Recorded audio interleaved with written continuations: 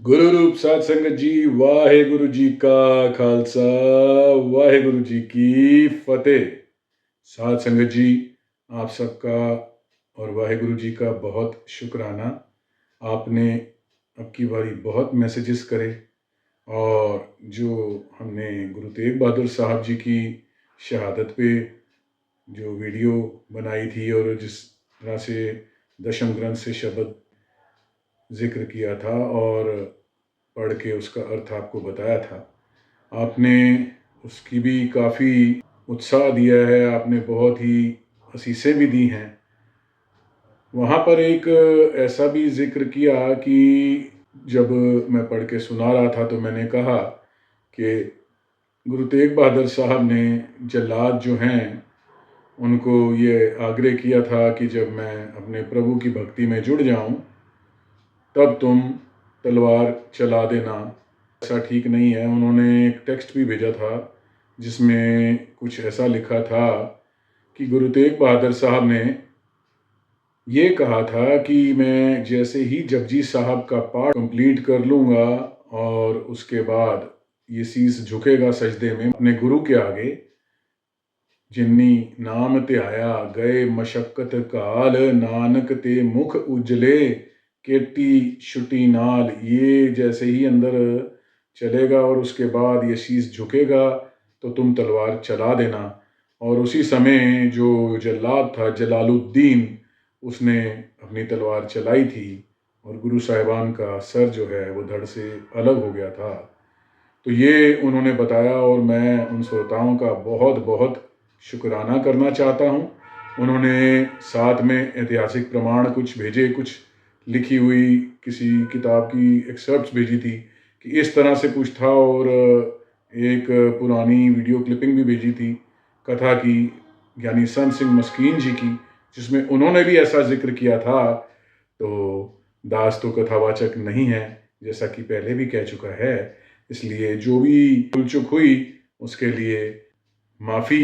एक बारी फिर शुक्रगुजार हूँ कि आपने जो सही तथ्य था, जो सही बात थी, वो प्रमाणों के साथ बताई। इसी तरह से आशीर्वाद बनाए रखें और यदि कोई भूल चूक हो जाए तो साथ के साथ प्यार से स्नेह के साथ गाइड करते रहें। और भूल चूक के लिए एक बार फिर से माफ़ी। साध संगत जी, और भी एक दो जगह पे ये प्रश्न आया कि आपने कहा है कि गुरु तेग बहादुर साहब की बताई हुई राह पे चलते रहें। तो गुरु तेग बहादुर साहब ने असल राह जो है वो क्या बताई है, किस तरह से उन्होंने मार्गदर्शन किया है। गुरु तेग बहादुर साहब की वाणी जो है वो और भी डूंगी इसलिए हो जाती है कि ये वाणी शहादत की परछाई में लिखी गई। जिसने शहीद होना है उसके अंदर अपने आप एक ठहराव, एक, हालांकि सभी गुरु साहिबान बहुत ही पहुंची हुई शख्सियत, बहुत ही पहुंची हुई रूह, एक ही रूह गुरु नानक देव जी की चलती चली आ रही थी, मगर शहादत से पहले मौत सामने देख करके जो उच्चारण होता है और जो एक आम परिस्थिति में उच्चारण होता है उसमें थोड़ा सा फर्क आता है। और गुरु तेग बहादुर साहब का यही आत्म मंथन, यही गहरा चिंतन जो है उनकी वाणी में भी झलकता है। गुरु तेग बहादुर साहब की वाणी में बहुत सवाल हैं। वो तरह तरह के सवाल पूछते हैं। जैसे उन्होंने पिछली बारी पूछा था, काहे रे बन खोजन जाई, ठीक उसी तरह से वो सवाल करते हैं और उन्हीं सवालों का जवाब खोजते खोजते गहराई में उतरते उतरते वो बहुत बड़ी सीख जीवन की अपने शब्द की राही दे जाते हैं। गुरु तेग बहादुर साहब जी का शब्द राग सूरठ में अंग 631 पे दर्ज है और सूरठ महला 9वां। गुरु साहिबान अपने मन से सवाल करते हैं, मन रे कौन कुमत तय लीनी। ये अपने आप को कसौटी पर रख के देखना, ये सवाल कितना हर इंसान के ऊपर लागू होता है। महाराज कह रहे हैं, हे मेरे मन, तूने ये कौन सी कुमत ले ली है। दो तरह की मत होती है, सुमत और कुमत। सुमत यानी कि अच्छी मति, जो अच्छे कार्यों की तरफ जाने को प्रेरित करती है। कुमत यानी कि जो वो मति जो कि बुरी है, जो कि खराब है, जो हमें हमेशा कुमार्ग पे, गलत रास्ते पे ले जाने के लिए प्रेरित करती है। तो अपने मन को कह रहे हैं, हे मेरे मन, तूने कौन सी ये कुमत ले ली? परदारा निंदया रस रचियो, राम भगत नह कीनी। पराई दारा, पराया मर्द या पराई पुरुष में तेरी आसक्ति, काम वासना के रूप में आसक्ति, जब भी तू किसी पराये को देखे, किसी खूबसूरत को देखे, तो तेरे अंदर काम वासना जागृत हो जाए, ये कुमत नहीं तो क्या है? समभाव होना कि ठीक है, कोई जीव है, भगवान ने सबको एक जैसा ही बनाया है, किसी को थोड़ा सा गोरा बना दिया, किसी को थोड़ा सा काला, किसी के नैन नक्श ज्यादा तीखे हैं, किसी के थोड़े से साधारण हैं, तो सभी एक ही। तो उसको देख करके मन के अंदर गलत भावना क्यों आए, काम वासना क्यों जागृत हो, चाहे वो स्त्री है चाहे वो पुरुष है? तो मन को उन्होंने कहा परदारा, और फिर निंदिया रस रचियो। परदारा का रस काफी नहीं था, जो निंदिया के रस में भी तू रच गया। तू किसी भी पराये को देखता है तो उसकी कमियां देखता है, उसकी बुराइयां निकालता है, उसकी चुगलियां करता फिरता है, उसकी निंदा करता फिरता है, और उस निंदा के अंदर तुझे रस मिलना शुरू हो गया, उस चुगली के अंदर तुझे रस प्राप्त होता है। जैसा रस तुझे पराई स्त्री के साथ गलत भावना करने से, उसके अंदर काम वासना के रूप में ग्रस्त होने से मिलता है, उसी तरह का भाव तुझे निंदा, चुगली, बुराई करने से मिलना शुरू हो गया है। ये तू कौन सी कुमत में चला गया? और करना क्या था, जिसको तू भूल ही बैठा है इस सब के चक्कर में, क्योंकि फंसा इधर है तो उधर कैसे जाएगा? राम भगत नह कीनी, जो तूने राम की भक्ति करनी थी, परमात्मा की भक्ति करनी थी, परम पिता परमेश्वर को सास गिरास याद रखना था, वो तो तूने की ही नहीं, क्योंकि तू इसी काम और इसी निंदा चुगली के खेल में अपने आप को चौगिरदे गोल गोल गोल गोल इसी चक्र में फंसा हुआ घूमता चला जा रहा है। और जो समा तुझे राम की भक्ति में लगाना था, अपने प्रभु को याद करने में लगाना था, वो तू इसमें बेकार किए जा रहा है। क्यों? कौन कुमत टहलीनी, क्यों ली ये कुमत तूने? मानक आगे कहते हैं, मुक्त पंथ जान्यो तै नाही, धन जोरन को धाया। जो तेरे को मुक्त पंथ था, जिससे तुझे मुक्ति मिलनी थी, वो रास्ता जिससे सब तरह के विकारों में ग्रस्त तू है, काम तेरे को नहीं छोड़ रहा, क्रोध तेरे को नहीं छोड़ रहा, लोभ मोह अहंकार, सारी इंद्रियों के दोष तुझे लगे हुए हैं।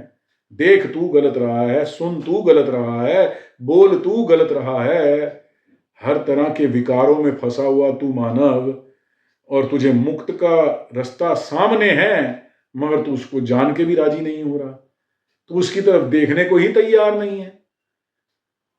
फिर कहां फंसा है तू? धन जोरन को धाया। तो ये दुनिया के पैसे कमाने के लिए इतना पागल हो गया। पैसा कमाना गलत कहीं नहीं है, मगर पैसे के लिए बावला होना, इतना उतावला हो जाना कि उसके दौड़ में कि और कमा लूं और कमा लूं और कमा लूं, उसके लिए इतना पागल हो जाना कि जो सामने मुक्ति का पंथ दिख रहा है, जो तुझे दिख रहा है कि वाहेगुरु वाहेगुरु वाहेगुरु नाम जप करके मुझे मुक्ति मिलने वाली है, वो पंथ की तरफ तो तू देख करके भी राजी नहीं है। बस हर तरफ हाय पैसा हाय पैसा, अभी भी कम है, अभी भी कम है, 99 है तो 100 क्यों नहीं हुआ, 100 है तो 101 क्यों नहीं हुआ? कभी पैसे की हवस, पैसे की भूख पूरी हुई है तेरी? यहां पर महाराज अपने मन को पूछते हुए पूरे जगत को एक बहुत बड़ी सीख दे रहे हैं। उतारो अपने मन पे, हे भगवान बस 100 रुपए दे दे, इससे ज्यादा नहीं चाहिए, सिर्फ एक उदाहरण के तौर पे बता रहा हूं, 100 रुपए दे दे, और जब 100 आ गए, भगवान 100 तो आ गए, अब 200 कर दे। कहां मिटेगी ये भूख, कहां मिटेगी ये हवस? 2 BHK है, अब तो 4 BHK चाहिए, 4 BHK हो गया, नहीं अब तो बंगला चाहिए। कहां एंड कहां है इसका? 4 व्हीलर गाड़ी मिल गई है, नहीं अब तो लग्जरी कार चाहिए, अब तो मुझे और इससे बड़ा कुछ चाहिए, अंत कहां? और अब तो छोटी छोटी गैजेट्स भी लाखों की आने लगी। एक फोन ही लाखों रुपए का आ जाता है और उसमें भी हर बारी नया मॉडल। और आप जरा जा करके देखो स्टोर्स के बाहर क्या हाल है। लॉन्च होते ही पगला जाते हैं कि हमें तो चाहिए, हमें तो चाहिए। शॉर्टेज हो जाती है कई बारी तो, कि नया नया फोन लॉन्च हुआ है, स्टोर्स के बाहर लाइन लग रखी है। क्यों? क्योंकि उनको नया मॉडल चाहिए। पुराना फोन हाथ में है, सही सलामत काम कर रहा है, जरूरत नहीं है, मगर स्टेटस है, दिखावा है, चकाचौंध है और है माया। कुछ भी साथ नहीं जाना, कुछ भी काम नहीं आना। जो इस समय हाथ में पकड़ा फोन है वो भी वही काम कर रहा है जो फोन तू नया लेगा वो करेगा। मगर नहीं, हवस इतनी है कि नहीं, नया चाहिए, दिखावा करना है, दुनिया के आगे शो ऑफ करनी है। धन जो रन को धाया, पगला रखा है उसके पीछे। और महाराज कहते हैं अंत संग काहू नहीं दीना, व्यर्था आप बंधाया। और आखिर के समय कुछ भी हाथ नहीं आने वाला, कुछ भी साथ नहीं देगा। संग काहू नहीं दीना, आखिरी के समय ना कोई गैजेट तेरे का साथ देगी, ना तेरी कोई व्हीकल तेरा साथ देगी, ना ये बंगले मकान साथ देंगे, ना खूबसूरत नारी या पति तेरा साथ देगा, ना तेरे पास ये इकट्ठा किया हुआ बैंक बैलेंस या जो कैश करेंसी तूने इकट्ठी कर रखी है, गोल्ड ऑर्नामेंट्स तूने इकट्ठे कर रखे, कुछ भी तो तेरा साथ नहीं देने वाला। और जो साथ देना है वाहिगुरु वाहिगुरु वाहिगुरु, वो तो है ही नहीं, उसमें तो तूने देखा ही नहीं। तू तो धन जोरन को धाया, तू तो इसी पैसे के पीछे भागते भागते भागते भागते पता नहीं कहां पहुंचा, कहीं पहुंचा ही नहीं, मगर फिर भी रेस लगी हुई है, दौड़ लगी हुई है पैसा कमाने की। ना हर पज्यो ना गुर जन सेव्यो, न उपज्यो कछ ज्ञाना। ना तो तूने भाई परमात्मा की कोई भक्ति करी, और ना ही तूने गुरुओं की सेवा करी, उनकी शरण में गया, किसी तरह से तूने वहां पे हाजिरी लगाई। न उपज्यो कछ ज्ञाना, और जब तू इस तरह से आत्मिक रास्ते पे चला ही नहीं तो फिर किसी तरह का ज्ञान भी नहीं उपजा। जैसा खाली अंतर्मन था वैसा ही खाली है, और बिना भजन के बिना सेवा के व्यर्थ हो रहा है। घट ही माहे निरंजन तेरे, तय खोजत उद्याना। और तेरे घट में, तेरे अंतर में ये निरंजन जो परम पिता परमेश्वर, वो परमात्मा है, वो यहीं पे बस रहा है। और तू उसको उद्यान उद्यान, जंगल जंगल, वन वन, पता नहीं कहां कहां ढूंढता फिर रहा है। कभी जाके मंदिर में घंटियां बजा रहा है, कभी गुरुद्वारे में मत्थे टेक रहा है, कभी मस्जिद में जाके सजदे कर रहा है, कभी चर्च में जाके हाथ जोड़ के खड़ा है। यहां जाना बुरा नहीं है, मगर यहां जा करके जो कहा जा रहा है उसको सुने, उसे ग्रहण करें, उसे अपने अंतर उतारें, उस परमात्मा का नाम जपें। और ये शुरुआत अपने घर से करें। जो घर से खाली हाथ जाएगा वो चाहे मंदिर चला जाए, गुरुद्वारे चला जाए, वहां से भी वापस खाली हाथ ही आएगा।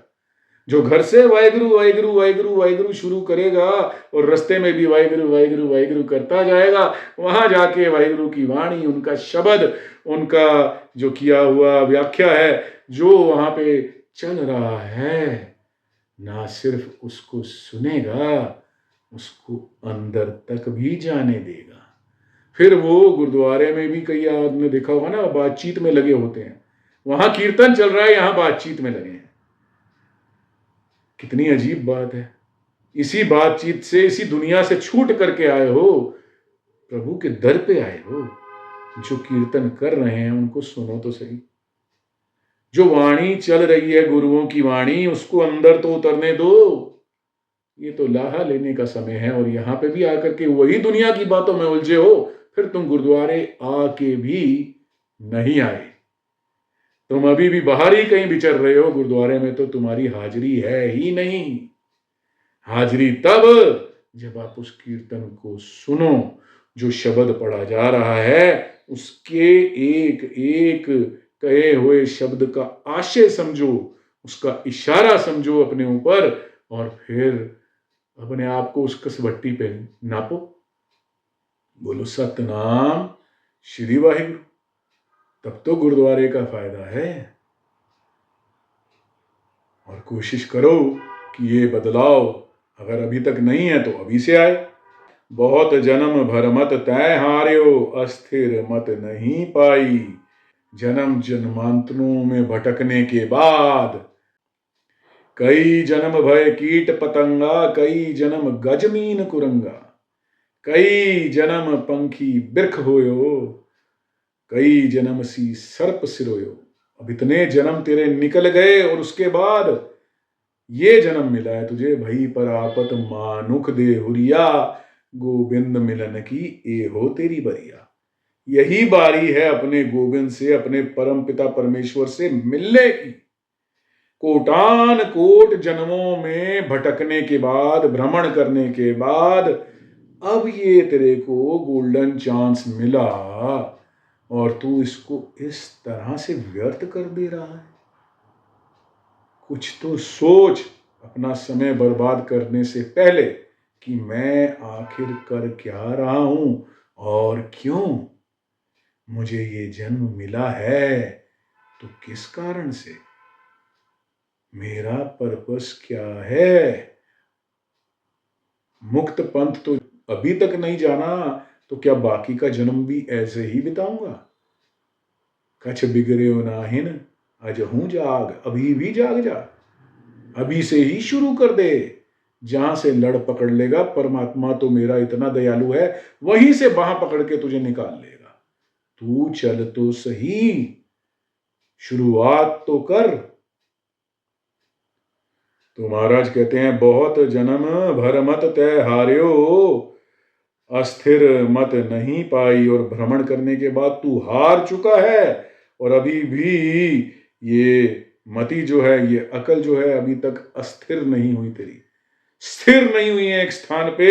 जिस रास्ते पे चलना है उसके ऊपर तू अभी तक फोकस नहीं बना पाया। जो आत्मिक अडोलता तुझे चाहिए थी वो अभी तक तू अपने अंदर ढूंढ नहीं पाया, क्योंकि ढूंढना अंदर, तू ढूंढता फिर रहा है दुनिया भर में। मानस देह पाई पद हर भज, नानक बात बताई। भज भज के उस परमात्मा को उसके आगे तरले कर करके, मिन्नतें कर करके मानस देह पाई। मानुष का ये जो जन्म तुझे मिला है ना, ये पता नहीं कितने जन्मों में तू रोया है, बिलखा है, तड़पा है। हे परमात्मा, एक चांस, एक मौका दे दो मुझे, अब इस जन्म मरण के गेड़ से छुटकारा चाहिए। मगर जैसे ही जामा बदला, नया दिन जन्म मिला, पिछले किए हुए सारे के सारे कुरलाटे, सारे के सारे रोने, सारे के सारे तरले तू भूल गया। तुझे याद ही नहीं कि तू परमात्मा को क्या क्या बोल करके इस जन्म तक पहुंचा है। और अब ये जन्म मिल गया तो इस जन्म के साथ जो माया के प्रलोभन आए, जो माया पर्दे पे पर्दे डाल रही है, जो ये इंद्रियों के रस आ गए, तो इन्हीं में गुम हो गया। जबकि तुझे तो वो मुक्त पंथ जो था, जो तेरे सामने है, उस पे फोकस होके, दृढ़ होकर के, और बिल्कुल बिना इधर देखे या उधर देखे। आप देखें घोड़े को जब टांगे के अंदर जोता जाता है ना, दोनों तरफ आंखों के उसके इतना सा एक वो फ्लैप लगा दिया जाता है, मेट जिसको चमड़े का वो फ्लैप बना होता है, इस तरह से अब रबड़ का भी आ गया, या फ्लैप लगा देते हैं। क्योंकि घोड़े का जो है 360 डिग्री विजन है, वो ये साइड्स भी देख सकता है और उसको पीछे का भी कुछ कुछ दिख जाता है। जैसे मनुष्य का लगभग 180 डिग्री विजन है। अगर आप बहुत ज्यादा ध्यान से देखें तो आप यहां तक साइड्स में भी आपको नजर आता है, भले ही आप सीधा देख रहे हो, वहां क्या आपकी सीधा है। घोड़ा जो है वो ऐसा जीव है जिसका पीछे तक का चला जाता है, तो इसलिए कि वो घोड़ा अपना रास्ता ना भटके या पीछे का आसपास का देख के घबराए ना, उसको ये ऐसे फ्लैप्स लगा दिए जाते हैं ताकि उसका फोकस उसके रास्ते पे स्थिर हो। वो जो फ्लैप्स थे वो इंसान को भी लगाने हैं। जिस रास्ते पे तूने जाना है, जो तेरी मंजिल है, जो तेरी टारगेट है, और तेरे को पता है कि इस रास्ते से जाके मिलने वाली है, उस रास्ते के ऊपर बिना लेफ्ट बिना राइट अपने आसपास जो भी ये अडंबर चल रहा है, जो भी माया के फेर हैं, जो भी तेरी इंद्री तुझे जबरदस्ती भटका भटका के जिस तरफ ले जाने की कोशिश कर रही है, तेरा मन जो तुझे भ्रमित करने की कोशिश कर रहा है, उसको तूने बिल्कुल इस तरह से फोकस करते हुए यहीं यहीं और कहीं नहीं, ना इधर ना उधर, यहीं, ये फोकस तूने मेंटेन करना है। नानक बात बताई, और ये बात नानक बता रहे हैं अपने 9वें जामे में गुरु तेग बहादुर जी के जरिए कि भाई अपना फोकस मेंटेन कर, जिस रास्ते पे जाना है उसी रास्ते पे चल, भटक मत। ये मन बहुत भटकाता है, ये मन तेरा सबसे अच्छा मित्र है और यही मन तेरा सबसे बड़ा दुश्मन। इसको प्यार से पुचकार के अपने काबू में ला और इससे अपना काम निकलवा। इसको लगातार कंट्रोल करके इस पे जीत हासिल कर। जबरन ये काबू नहीं आता ना, प्यार से इसको काबू में ला, और एक बारी तू मन पे जीत गया तो गुरु नानक देव जी जपजी साहब में बिल्कुल शुरुआत में गुरु ग्रंथ साहब के कह गए, मन जीते जग जीत। इस जग को जीतना है, इस विश्व को अगर तूने जीतना है तो तुझे अपने मन पे जीतना पड़ेगा। तेरे पास और कोई रास्ता नहीं है, क्योंकि जिसने अपने मन पर विजय प्राप्त की है, अपने मन को जीता है, हर वो व्यक्ति जग को जीत गया। अगर हार है तो अपने मन के रास्ते, और कहीं मनुष्य की हार मुमकिन नहीं, क्योंकि मनुष्य उसी परम पिता परमेश्वर का अंश, आत्म परमात्म का अंश, परमात्म की तरह वो भी अविजित, वो जीती हुई है, वो हार ही नहीं सकती। तो फिर हार क्यों होती है? किसी भी परिस्थिति में हार इसलिए होती है, या तो जिस रास्ते पे चला है वो ठीक नहीं, वो अधर्म का रास्ता है, तो वहां आज नहीं तो कल हार होनी ही होनी है। छोटी मोटी सफलता भले दिख जाए, हार तो निश्चित है, क्योंकि तेरा रास्ता गलत है। रास्ता भी सही है तो उसमें हार तभी संभव है जब तू कहीं ना कहीं अपने मन के बिछाए जाल में फंस गया और उसके चलते तू हार गया। मन ने तुझ पर काबू पा लिया, बजाय इसके कि तू अपने मन पर काबू पाता। मन को जीतने की जगह तू मन से हार गया।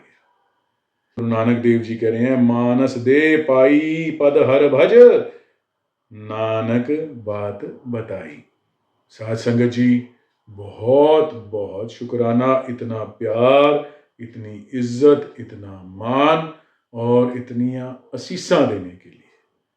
दास वाहिगुरु जी का बहुत बहुत शुक्रगुजार है कि उन्होंने बाणी के लड़ लगाया, और महापुरुषों का भी शुक्रगुजार है जिन्होंने ये बोला कि जो भी आप वीडियो बनाते हो सिर्फ बाणी पे बनाओ, और उसके बाद आप सब श्रोताओं लोगों का शुक्रगुजार कि आप लोगों ने इतना प्यार और हौसला अफजाई शुरू से लेकर अब तक दी है।